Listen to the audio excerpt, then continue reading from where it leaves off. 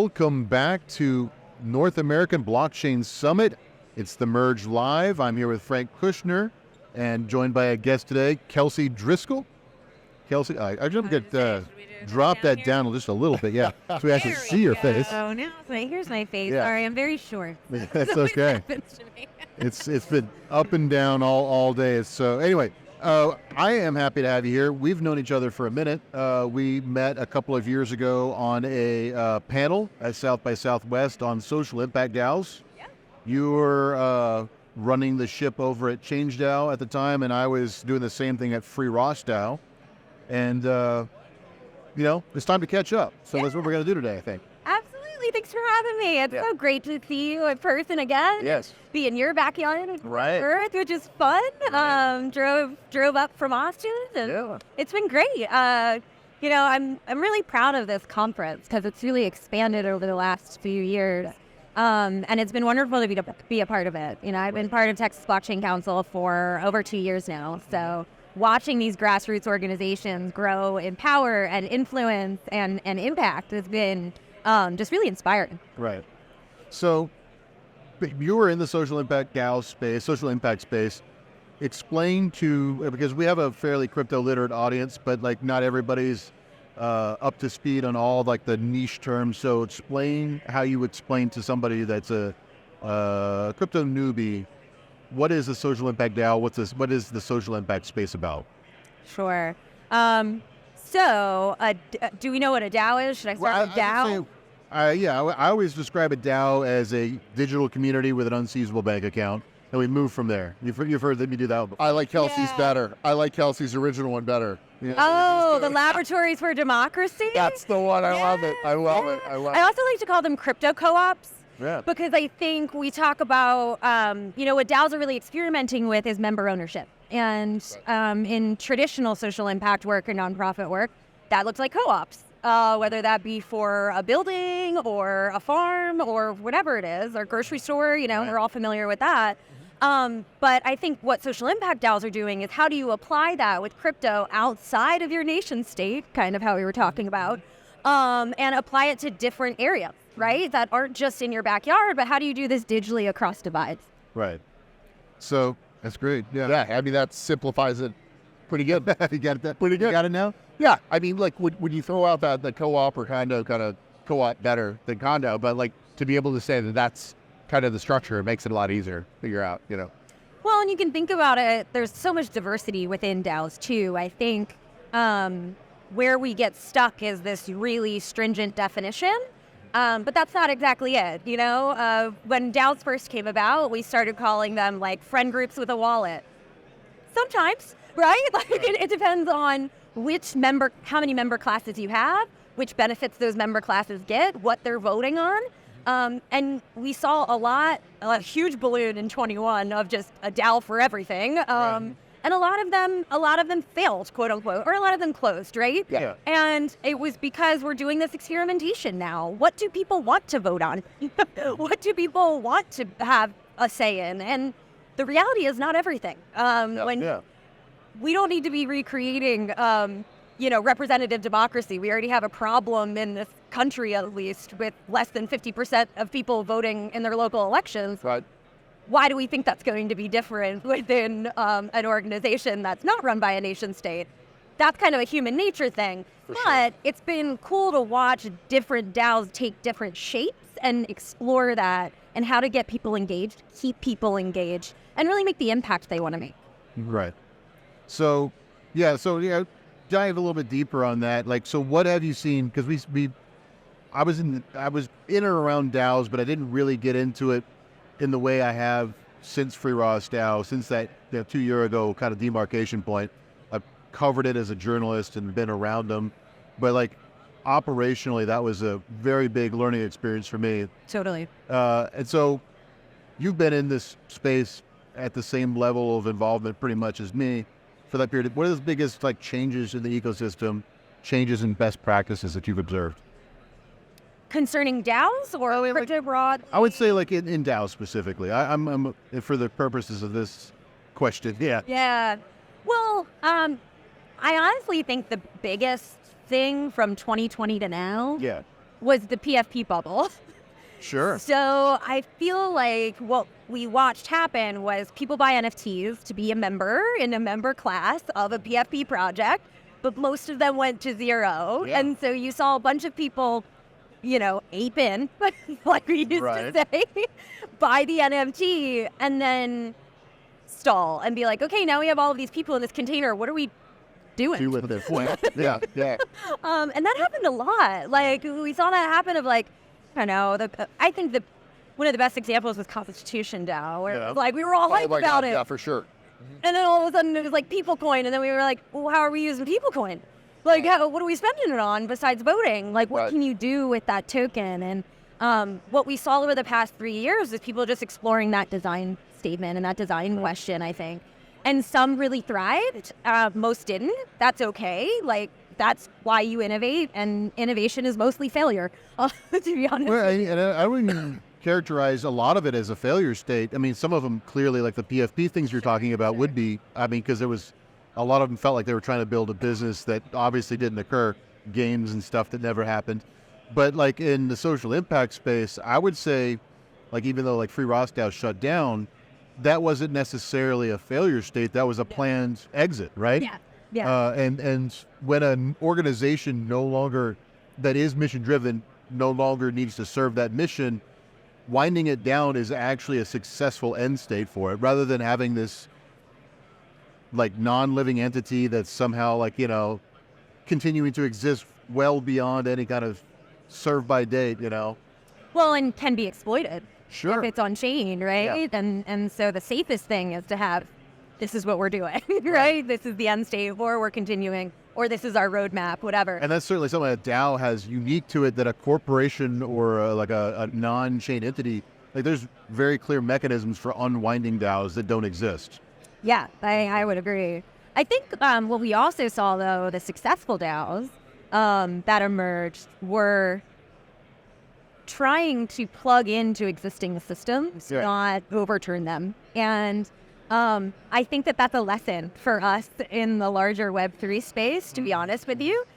Collaboration over competition, whatever term you want to use. Right. But yeah, I mean, like, for instance, we're here at the summit, and ATX DAO is going to be on stage. And ATX DAO started around the same time, but they've been really steady and measured with how they've developed. And meaning only the cohort sizes have been controlled. So everyone that's joining is first vetted, but then they're contributing. They created their own way to measure how people are contributing on chain. But that takes a really long time. I think it took them 2 years to develop that. And so I think a big lesson is you got to take the long view. What social impact are you trying to make? And is a DAO a right fit for that impact? Yeah. I think we saw a lot of people go, put a DAO on it, Right. quote unquote, right? And then realized, oh, maybe this isn't actually the mechanism or the type of organization you need to accomplish whatever that mission is. Yeah. Like What I find fascinating, just thinking about the concept of that in not just social, but in a charitable sense, it would be, have you heard of Charity Navigator? Have you seen Charity? It just starts to make me wonder, like if you actually had a DAO that was like, involved in a specific charity, you could easily figure out the governance based on what was being done in that DAO, right? So interesting And you have a thought. community that cares about an issue-specific issue, right? Yeah. And so for ATX DAO, it was making Austin a Web3 hub. And so they have a very clear mission statement. And from that, they have really clear goals, all of that. I'm a social impact strategist. I love goals. I love a logic model. I love, those types of things. And I think a lot of people aped into DAOs without that forethought. And again, it was great as a laboratory for democratic process and and member classes and things like that. Sure. But going a step further outside of just how does it operate, how do we vote on stuff, how do we measure the impact we're having in the community, and how do individuals measure how much impact they're having within the DAO? And I think those are the things that we've been working on through the Bear broadly, and figuring that out of does this fit, so we don't have this big boom and bust of the DAO structure.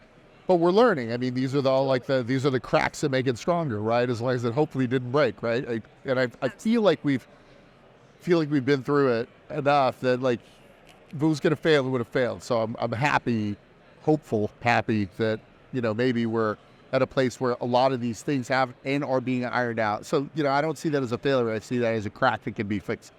Well, and it's just pushing along the maturation curve, really. Like any emerging technology kind of goes through this where we're like, does it fit here? Does it? I don't know. Yeah, Let's right. see. No? Okay. What the now? And you pivot and you keep going. But we do this in the nonprofit world too. We do this in the government world too. And to your point, I think DAOs are starting to really pick up steam as a different way to organize outside of geography, outside of traditional government, getting a group of people together to create the social impact they want to see at a time where trust in traditional institutions is at an all-time low. Right. And so you see emerging technology being used or at least explored of how to put that trust back into the system or how to create systems where there's zero trust, but you can still depend on it. Right. And DAOs have a unique role, I think, in the ecosystem for that goal. Yeah. So I think this cycle, in my view, is giving us a little bit more clarity when it comes to market-driven DAOs or business-driven DAOs and like the member classes that you're talking about. Have we figured out the balance between market-driven speculation and mission-driven operations for the social impact DAOs? I know that was something we struggled with the Free ROS DAO. And a Ukraine DAO kind of found a solution to it that was basically like, well, we're just going to withdraw from the market. But the Free ROS DAO was always a struggle with the financial speculators that came in kind of on the tails of that People DAO, Constitution DAO circumstance, and the folks that were dedicated to the mission. So I know that we were not alone in that struggle. What have you observed in that kind of dynamic? Yeah, I mean, to be quite honest, this is not a unique problem to the crypto space. Sure. Yeah. I also run an innovation lab at a nonprofit, and we struggle with the same problems of how do we bring new people into the community by giving them incentives that are they may not have heard about the community had that incentive not existed, right? That's the financial speculation in the crypto market, particularly when NFTs are popping off. You're like, oh, here's an NFT, and it's for a good cause, come over here. Mm-hmm. Yeah, that was the financial speculation piece. And then when you get there, you're like, okay, this is what we're trying to do with this. And then you had a ton of people who came in for speculation that fell off. Right. That's honestly normal for any donor class. That's normal. And I see that financial speculation piece in that as almost akin to a donor in a traditional nonprofit. You're throwing it at the impact. There's so many NFTs you can choose from. Why are you choosing this one? Because it speaks to you somehow. You want to make that social impact in the world. But that doesn't mean that you want to continuously make that impact in the world, and it doesn't mean that you want to continuously be involved. And so I think what we haven't figured out, and to your point, to your actual question, what we haven't figured out is that formula, but I don't think the formula is stagnant across all impact areas. It really depends.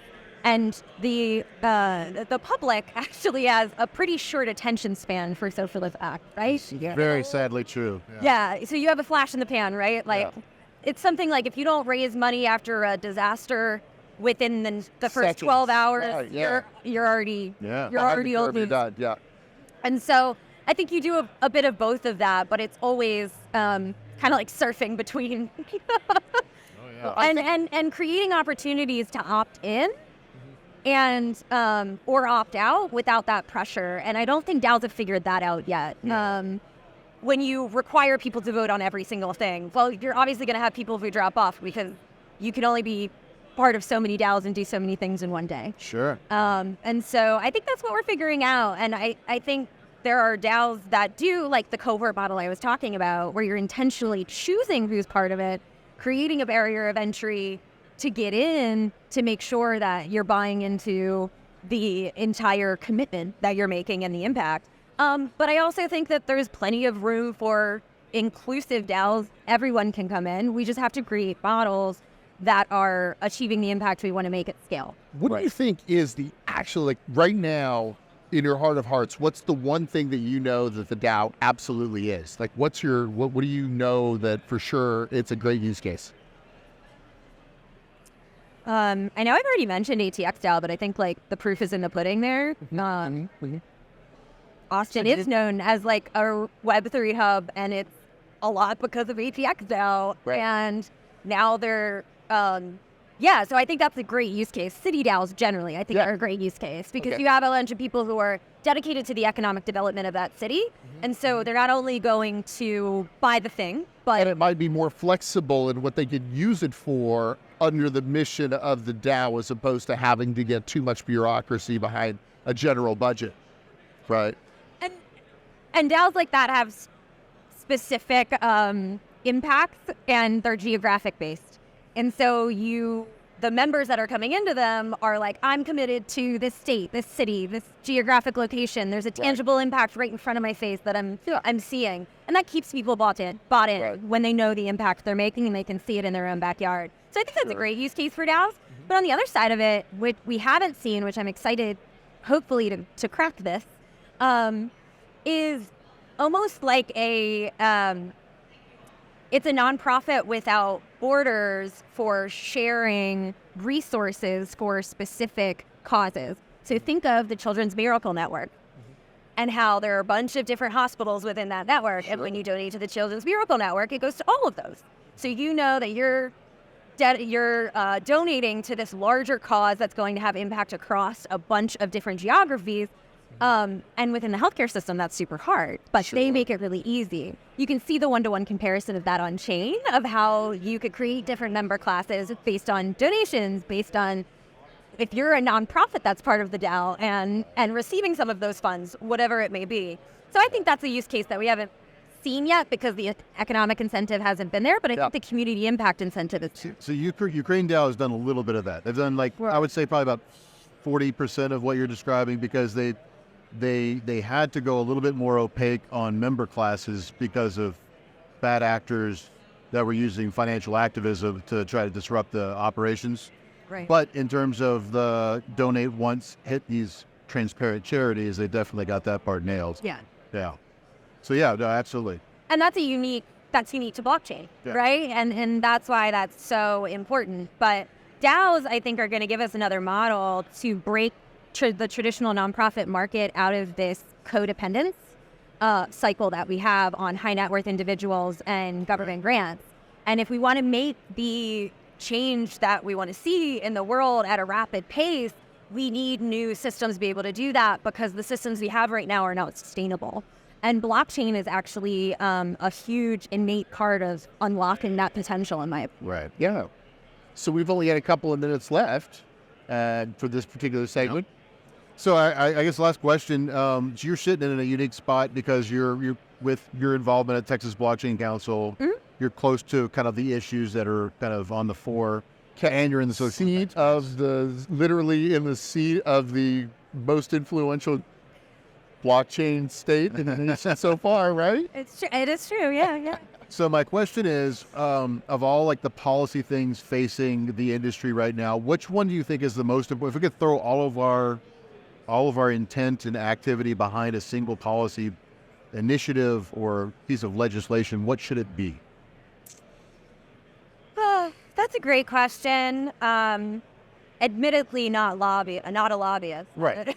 So, sure. But you see a lot of the stuff that comes across the wire, so to speak, with the TBC. So yeah. I mean, in terms of DAOs, I think the DAO legislation that didn't get through the Texas Legislative Council last year is a good piece of legislation and is a good piece of policy, and we'll see it again. I'm sure. And I think that's important. I think DAO legislation that is not that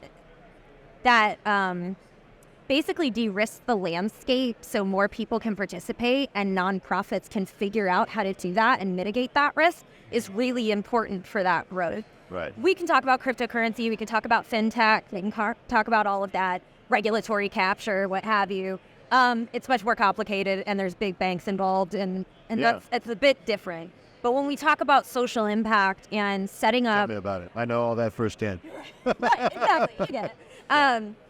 But I think when we talk about setting up the infrastructure for the next social impact industry, Right. DAOs will be a part of that because blockchain will become the infrastructure for a lot of community organizing. And I think if we can get a solid idea of what that looks like and how you can make it easy for just as easy to start an LLC to start a DAO and understand your accounting principles behind it, what you're supposed to report, I think that'll be really life-changing to the entire social impact sector because you're going to provide a new way to organize that's not based on a government-regulated currency. That's huge. Yeah, absolutely. That's great. That's actually a great note to close this segment on because that's the tooling has been developed this last cycle. A lot of it has survived, thankfully. Yeah. A couple of my favorite tools didn't quite make it, but It happens. it's of the ones that didn't survive, there's been some great alternatives. So I think we're headed towards that world that you're describing. So I hope so. yeah. So Kelsey, if people wanted to learn more about what you're up to, what you're interested in, how would they follow you? Would they find you on traditional social media? Do you have like Substack? Do you have any Medium? What's your outlets? Yeah, I'm on Twitter. That's my favorite outlet. I've been live tweeting from here, so it's at Kelsey K Driscoll.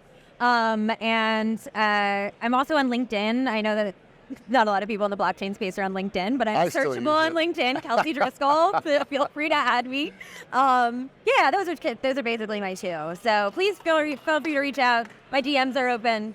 Awesome. Yeah, I love stewarding people through social impact and blockchain. It's one of my favorite things. So thank you so much for having me. Absolutely. So thanks so much for It's coming been on. just such a pleasure to meet you, to reconnect with you. Absolutely.